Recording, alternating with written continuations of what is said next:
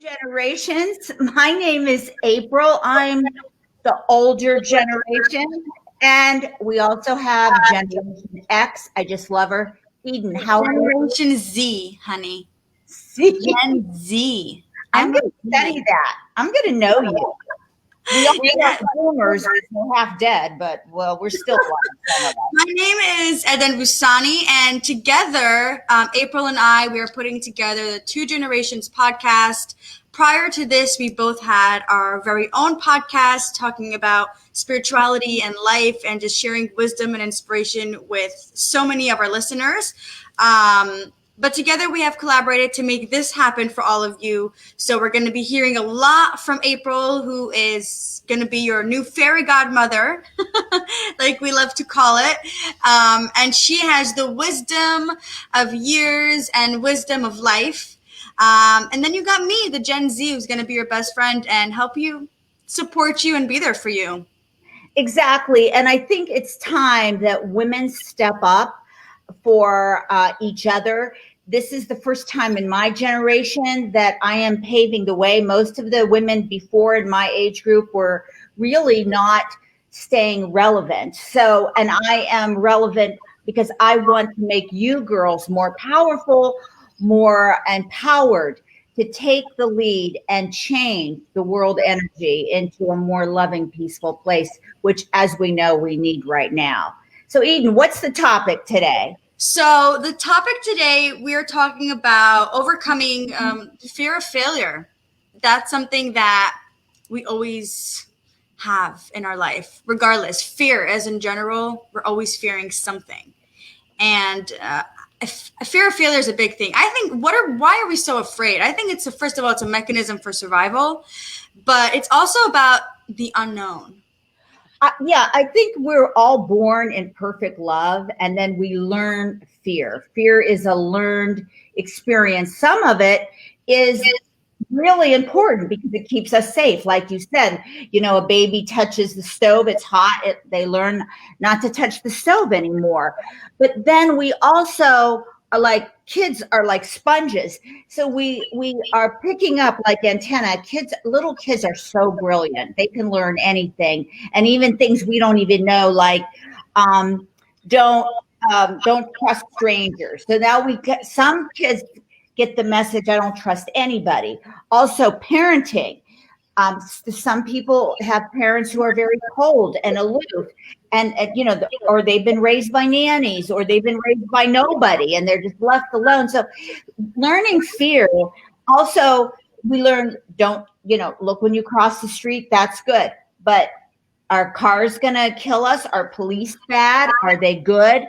So we learn how to be fearful, and some of it really does a number on us. Men, especially like lessons like all men are no good, women are only out for your money, all men want is just sex. And then when we want love, which is what we're here to do, is to be loving, we don't know what the heck is going on. And especially girls who have not had a father image, they're really seeking that. And sometimes out of fear, out of insecurity.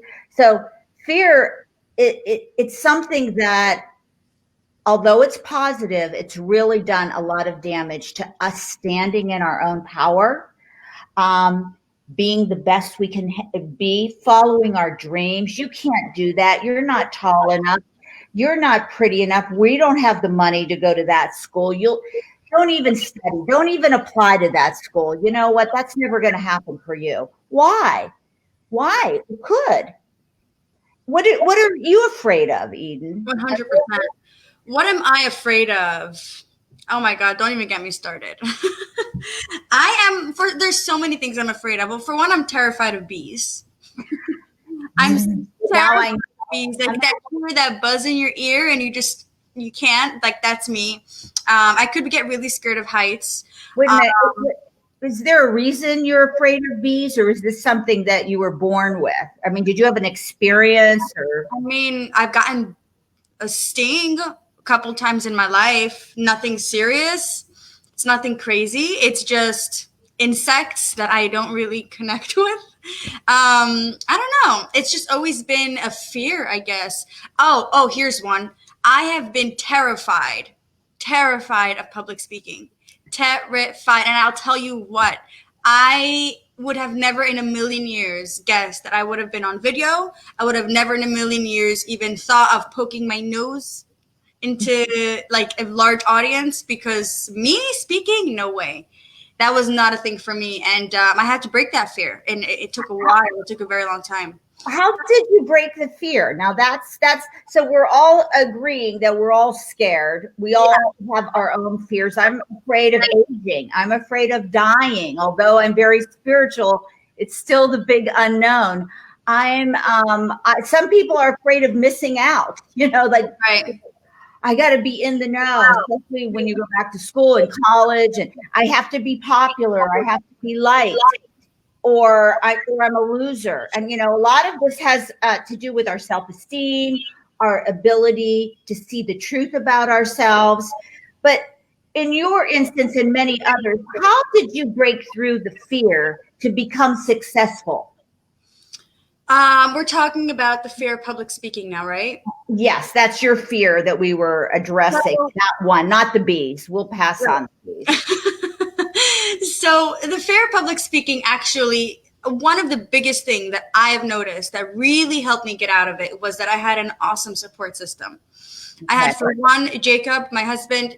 He had a Toastmasters group once a week or something like that, and he actually brought me in to practice speaking because he knew I was terrified of it.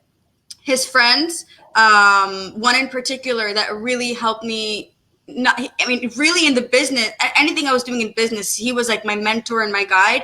But when he heard that I had the fear of public speaking, he really pushed me to speak. He's like, Eden, you have no followers on Snapchat. Just talk. Even if it's to air, just freaking talk. You'll get used to it, as long as you're in front of camera. And do you know that first time that I did that video, do you know how many times I had to redo it because I was terrified?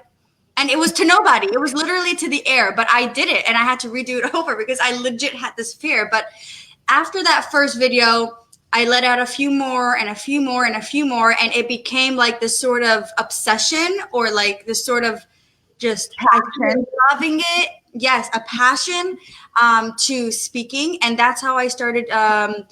And it first started with Snapchat, then I went to Instagram, then I started my podcast, then I started doing Facebook Live. So slowly I started to kind of knock down these fearful walls that I had built over the years, which for some reason, I have no idea why I've been terrified of public speaking.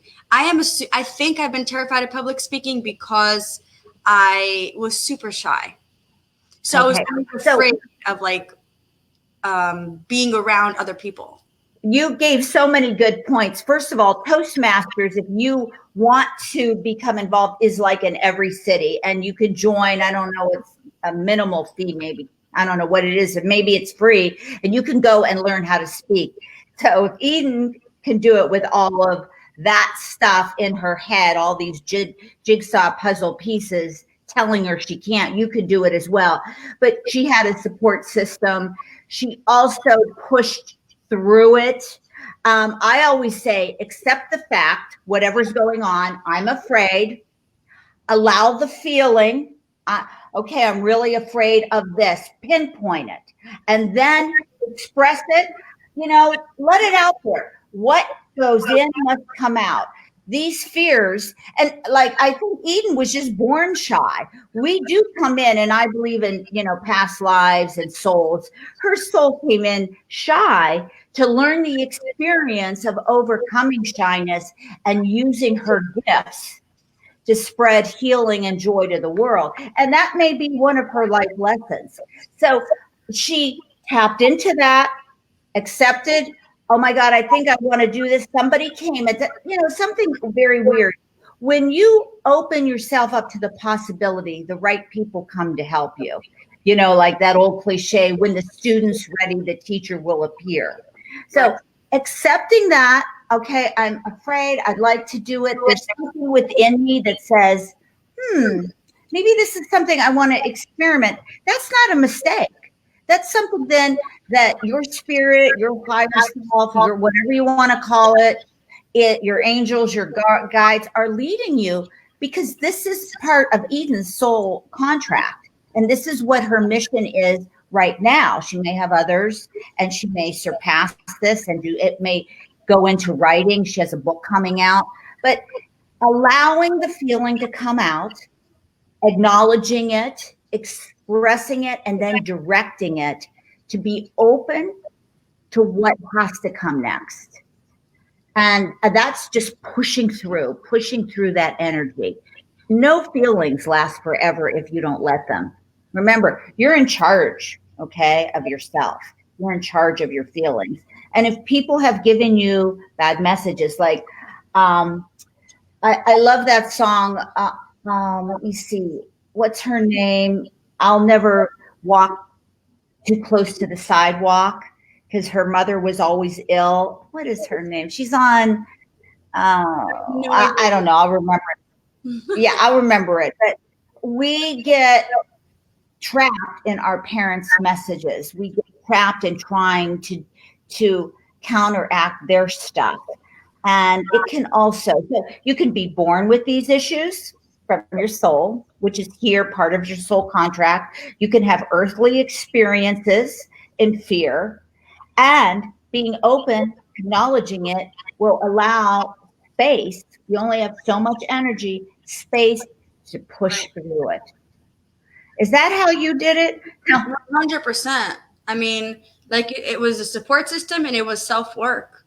That's pretty much it. It was just practice and failing, which is also a big part of fear of failure. It's like, what if it wasn't good enough? What if I sounded stupid? What if my hair was out of place? You know, what if I said the wrong thing? So it's just thoughts that go into your head, whether consciously or subconsciously, but it's there. And it's kind of that fear of failure, that you are failing the people who are listening to you. Either that, or you're just really self-conscious and you don't have that self-esteem, which I also had that problem. So it could we all have that problem. I have low self-esteem. I get afraid. Some of the greatest actors and performers like freak out, have anxiety attacks before they go on stage. So we just have to push through. And you know what? I honestly, looking at your fairy godmother, I've learned more from my failures. They really taught me meaningful lessons that I was like, I failed at that. And guess what? I'm still here. And some things may not work for you. And you may get a C, or you may not get the job you want, or you may not get the guy you want.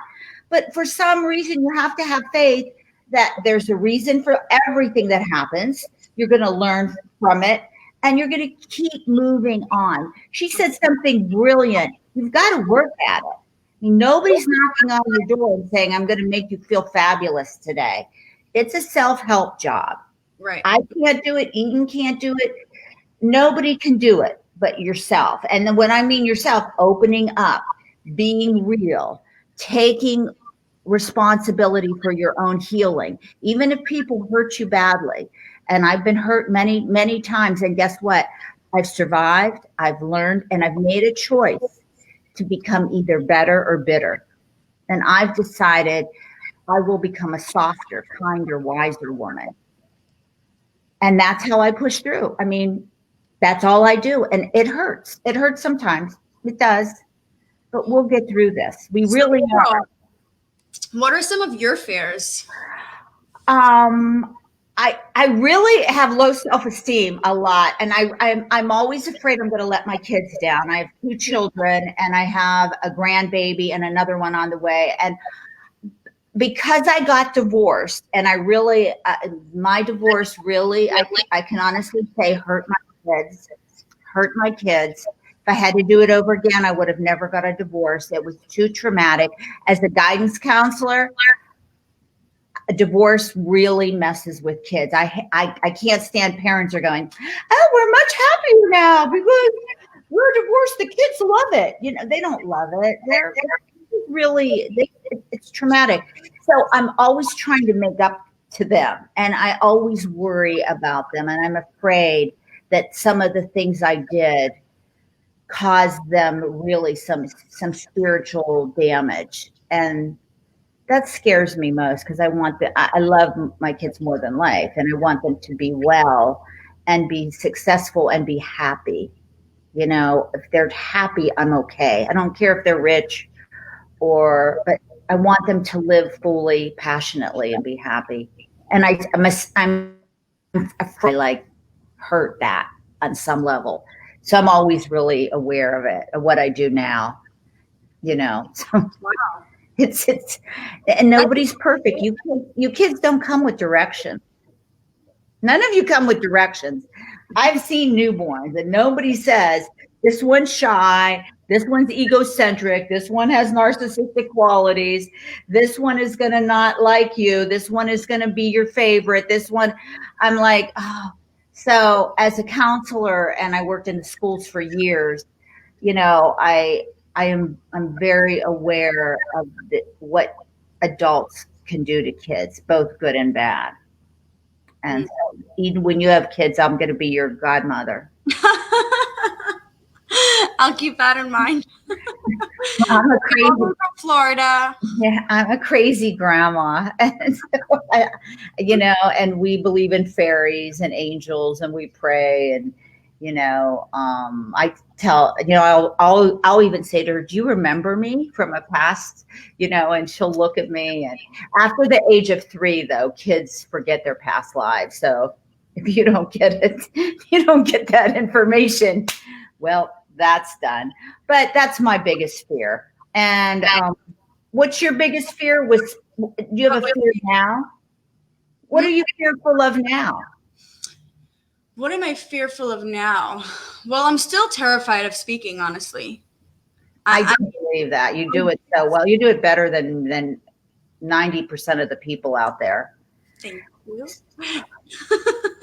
I didn't tell this to anybody, but yesterday I was just scrolling through my phone looking for some speaking events. I wanted to speak in an audience, and this TEDx event came up, and I had signed up for it. So good. To get accepted, but nobody knows about this yet. You got accepted? You got accepted? I'm sending it in today. Okay, good. Okay. So I'm really nervous about that because I've never done something in a real life audience like that, and that audience has over 100 people. So, but I'm hoping that I did TEDx, so I'm a TEDx speaker. So if you need help, oh my God, are you serious? Yeah, I did TEDx. Okay, let's make some magic here. Do something. God be boo and get me now. Once again, this was a miracle that people would say, but it was synchronicity. She knew nothing about me doing TEDx and being trained. There she is, opening up her heart to me. Okay, accepting. I want to do TEDx. The opportunity came, allowing it, filling out the application, expressing it, and now it's being directed to the right people who will hopefully give her the best experience she can, and get her prepared to have a stellar moment in her life. So see how that worked out. Oh my God. I have like goosebumps. That's what happens when you allow and you're truthful, and you're there. So we'll talk about that if there's anything you need. And if there's anything anybody else needs, I do feel like I am, a role model for everybody who's anything you have to say. I'm also on Teledoc. I'm a therapist, and nothing shocks me. And I do counsel spiritually, but Eden and I are here for you. All of our information is everywhere. But if there's stuff about fear, from your past, from your family, most of your fears come from your family, or in middle school when there's bullying. I mean, let's not forget about bullying and what other peers can do to each other. Shame on you. I have a 0 bullying policy. And you're damaging someone else's. I mean, if you think it's funny, it's not. You're damaging someone's soul, and you're prohibiting them from being the best they can be. And I'll tell you from an older person, high school is still in my head. Like, you never get over the teachers who were nice or mean, or the kids who were nice or mean, or your first love. And so be kind to one another, and don't hurt them. Don't cause them to be more fearful. We're all struggling. Yeah. Awesome. I think we covered a lot about fear. Yeah. What do we have next? Oh my gosh, what's next? What are we talking about next? Oh, the universe and energy. Oh, that's my God, my favorite topic. I know, right? So we're gonna do that next. Universe. Well, so yeah, and we're gonna do that. You utilize your energy, your aura, because we all have the energy. We all have an aura around us, and you can't see it, but it's there. I wish I can. But how you can actually direct that with the universe and become aligned and start manifesting and start attracting things into your life. And right? Also, you do, even though we can't see it, the normal, whatever I call that person, you walk in a room and you can tell, if you're aware, who doesn't like you and who does like you. And you walk in and you're like, or I'm not comfortable here, I want to leave. Or I don't think I should get in this car right now. Then don't, because you are aware. We're all psychic. The definition of psychic means of the soul. We all have a soul, and a soul is energy. And an energy, that soul knows you from the inception of your creation to right now. So use it. You have this great gift. Nobody's using it. I'm so excited to talk about this. So we have one episode a week. This is episode 1, and we're super excited.